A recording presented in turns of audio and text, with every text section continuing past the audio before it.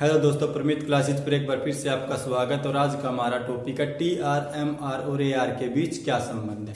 तो आज हम करेंगे कुल आय, औसत आय और सीमांत आय के बीच क्या संबंध है। वीडियो की शुरुआत करने से पहले मैं आपको बता देता हूं, जब हम इस तरह से तालिका और इस तरह से डायग्राम बनाएंगे, क्योंकि डायग्राम क्या हम तालिका के हिसाब से ही बनाएंगे। जब हमारा ए आर और एम आर वक्र ऊपर से नीचे के ढलान वाले दिए हुए होंगे, तो यहाँ पर देखिए टी आर कहीं पर भी बढ़ती दर से नहीं बढ़ रहा है और ए आर और एम आर भी नहीं बढ़ता है। कहने का अभिप्राय क्या है, ये ऊपर से नीचे की ओर है, तो ऐसे में क्या ए आर भी घट रहा है और एम आर भी घट रहा है। तो टी आर बढ़ती दर पर नहीं बढ़ेगा। टी आर बढ़ती दर पर बढ़ता है, तो जो ये एम आर और ए आर वक्र है, इनका ढलान इस तरह से होगा।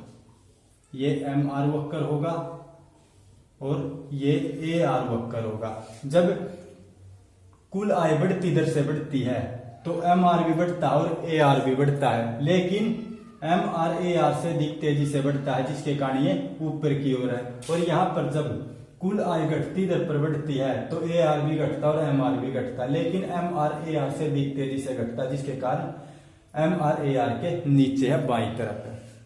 उसके बाद हम ये भी पढ़ते थे कि जब कुल आय समान दर पर बढ़ता है, जैसे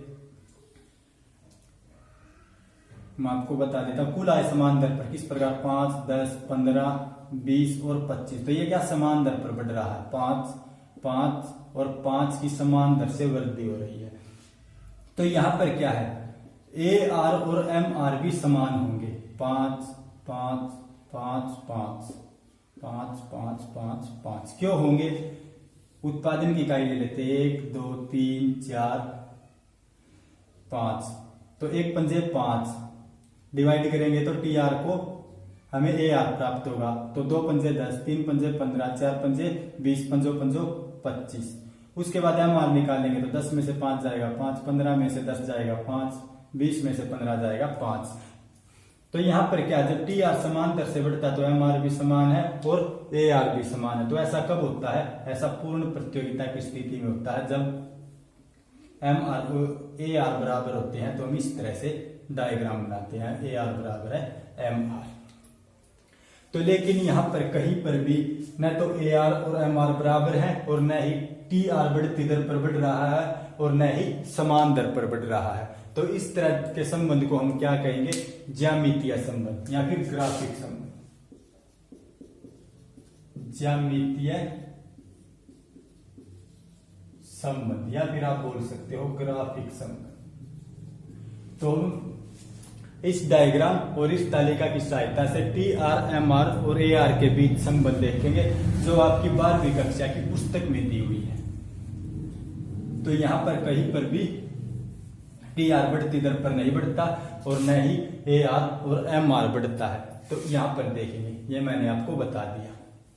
जब ए आर टी आर बढ़ती दर पर बढ़ता है तो ए आर और एम आर बढ़ेंगे, तो इस तरह से डायग्राम बनेंगे, एम आर और A R, M R A R के ऊपर होगा। लेकिन आपकी जो 12वीं की कक्षा में है, इस तरह से डायग्राम दिए हुए हैं, तो हम इस तरह से ही इसकी व्याख्या करेंगे। तो सबसे पहले लेते हैं टी आर, ए आर और एम आर के बीच संबंध हम करेंगे अर्थ के आधार पर इन तीनों के बीच क्या संबंध है। तो सबसे पहले मैं आपको बता देता हूं टी आर के बारे में। कुल आय, एक फर्म द्वारा अपने उत्पादन की निश्चित मात्रा बेचकर जो आय प्राप्त होती है उसे कुल आय कहा जाता है। और इसे निकालने का फार्मूला ए आर गुणा क्यू या फिर सिग्मा एम आर। तो औसत आय को अगर बेची गई इकाइयों से गुणा करेंगे तो हमें क्या प्राप्त होगा, टी आर। तो 10 एकम 10, 9 दूनी 18, 8 तिया 24, 7 चौक 28। तो इस प्रकार से हमें टी आर प्राप्त होगा। ये मैं आपको क्यों बता रहा हूं, क्योंकि टी आर से हमें ए आर प्राप्त होता है, एम आर प्राप्त होता है, और ए आर से हमें टी आर प्राप्त होता है और एम आर से टी आर प्राप्त होता है। यानी कि एक दूसरे के साथ जुड़े हुए हैं और हम एक दूसरे से इनका पता लगा सकते हैं। उसके बाद बात करेंगे ए आर। तो ए आर क्या है, किसी वस्तु की प्रति इकाई बिक्री से प्राप्त होने वाली आय को औसत आय कहा जाता है और इसे निकालने का फार्मूला टी आर बाय में क्यू। तो प्रति इकाई औसताई अब कितनी होगी निकालेंगे तो 1 को 10 से डिवाइड करेंगे, 10 को 1 से डिवाइड करेंगे 10, 18 को 2 से डिवाइड करेंगे 9, 24 को 3 से डिवाइड करेंगे 8। तो में क्या प्राप्त होगा ए आर। उसके बाद एम आर निकालेंगे। तो एम आर निकालने का फार्मूला क्या है, T R N minus T R N minus 1। N वस्तु के कुल आय में से अगर हम एन माइनस 1 वस्तु के कुल आय को माइनस कर देंगे तो हमें क्या प्राप्त होगा, एम आर प्राप्त होगा। तो 10 के ऊपर क्या है 0, तो 10 में से 0 जाएगा, एम आर कितना 10, 18 में से 10 जाएगा 8, 24 में से 18 जाएगा 6, 28 में से 24 जाएगा 4, 30 में से 28 जाएगा 2, 30 में से 30 जाएगा 0, 28 में से 30 जाएगा -2। तो मैं यहाँ पर अर्थ के आधार पर इन तीनों के बीच किस संबंध का पता चला कि ये एक दूसरे से निकाले जाते हैं। टी आर से हम क्या है ए आर निकाल सकते, एम आर निकाल सकते, और एम आर ए आर से हम क्या है टी आर निकाल सकते। तो ये क्या है एक दूसरे के साथ जुड़े हुए हैं। उसके बाद हम आगे बढ़ते हैं। नंबर 2, जब टी आर घटती दर पर बढ़ता है, टी आर घटती दर पर बढ़ता है तो ए आर और एम आर घटते हैं। तो यहां पर देखिए टी आर टी दर 10 से बढ़कर 18, 18 से 24 बढ़ तो रहा है लेकिन घटती दर पर। उसका किस प्रकार पता लगाएंगे वो देख लीजिए। 10 में 8 को ऐड किया 18, 18 में 6 को ऐड किया 24, 24 में 4 को ऐड किया 28, 28 में 2 को ऐड किया 30। तो यहां से पता लगेगा घटती दर से बढ़ता है। देखो 8 से कम होकर 6, 6 से कम होकर 4, 4 से कम होकर 2।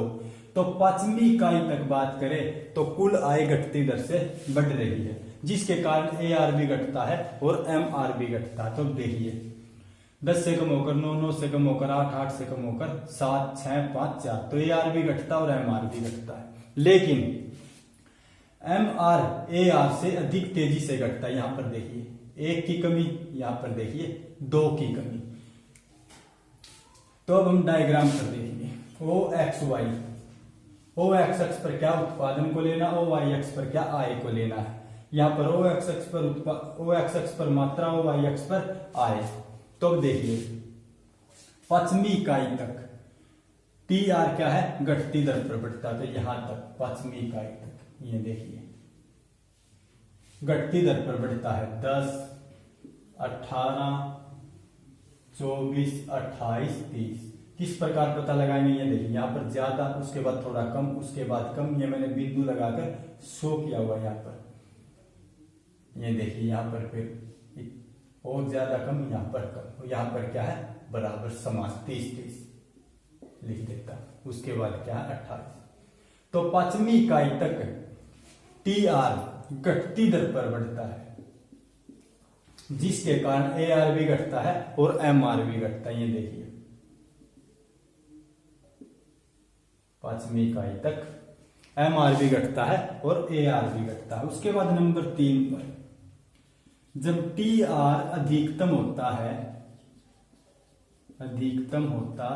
है तो एम आर 0 होता है, लेकिन ए आर धनात्मक रहता है। ए आर धनात्मक रहता है। तो अभी यहां पर देख लीजिए। पहले तो मैं तालिका में बता देता हूं। टी आर यहां पर क्या है 30 पर अधिकतम है, तो ये ले लिया हमने यहां पर 30 पर अधिकतम। उसके बाद 6ठी इकाई पर क्या है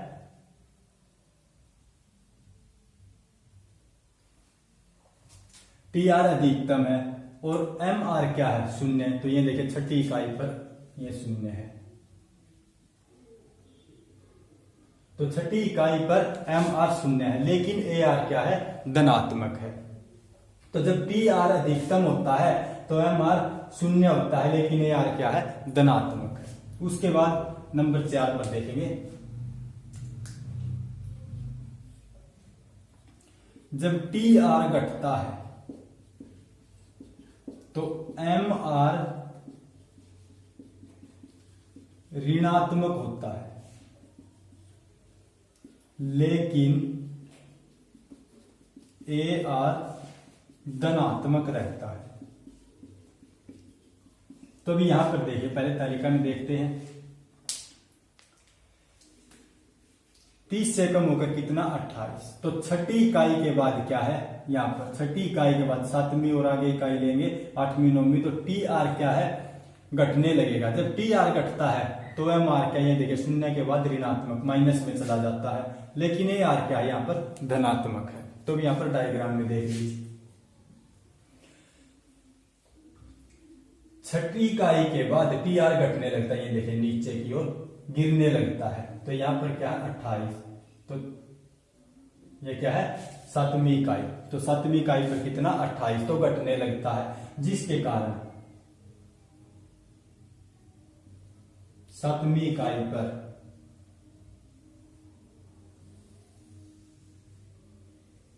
शून्य के नीचे क्या है ऋणात्मक, तो ये -2 पर क्या है ऋणात्मक।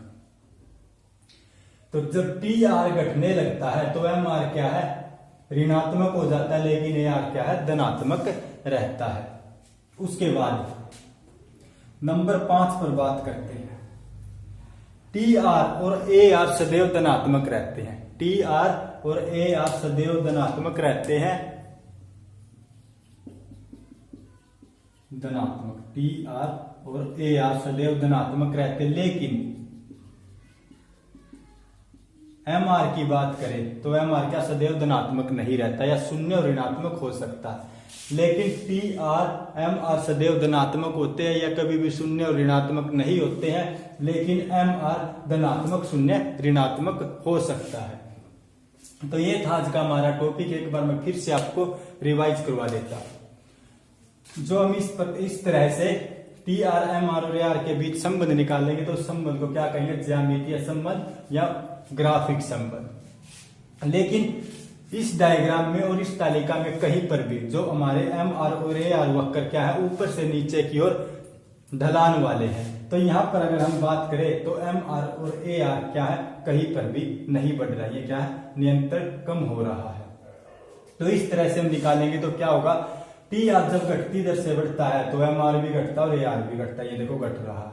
अगर जब टी आर बढ़ती दर पर बढ़ेगा तो ऊपर की ओर उठेंगी दोनों रेखा, लेकिन एम आर ए आर से अधिक तेजी से घटता है। जब टी आर अधिकतम है तो एम आर शून्य है, लेकिन ए आर धनात्मक है। जब टी आर घटने लगता है तो एम आर ऋणात्मक हो जाता है, लेकिन ए आर क्या धनात्मक रहता है। टी आर शून्य, टी आर सदैव धनात्मक रहता है, या कभी भी शून्य ऋणात्मक नहीं होता है।